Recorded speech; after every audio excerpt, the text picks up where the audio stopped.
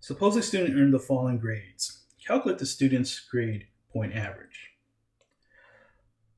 The grade point average is a weighted average. It's the sum of weighted data times the corresponding weight divided by the sum of the weights. In this semester report card here, the student took 4 classes. Math 101 and got an A. English 101 and earned a C.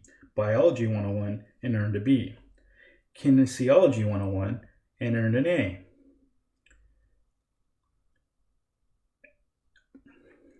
Each letter grade is worth a grade point.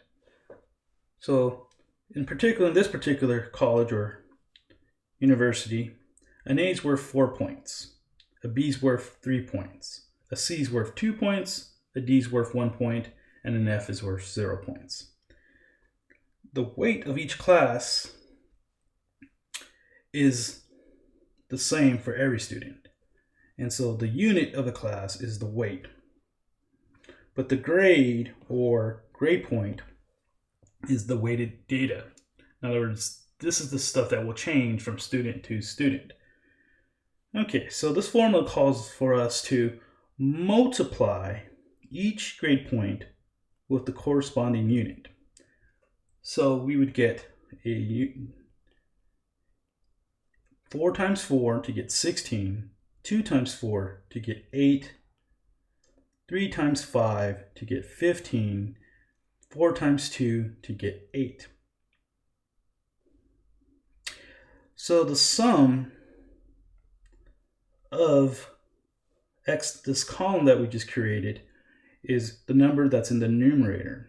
And then we also have to find the sum of the weights. So these 2 columns here are important. We're going to add those values up.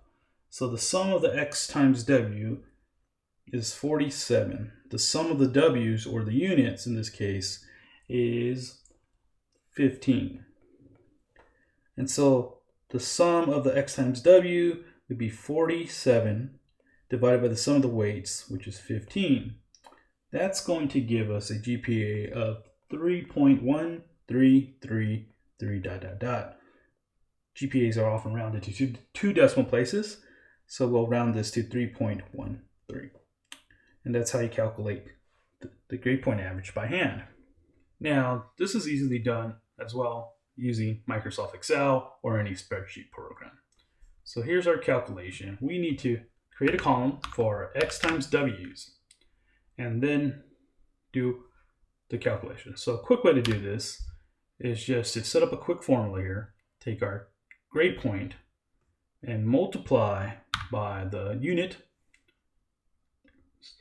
hit enter, select the cell again, and then drag it down to get all the other multiplications.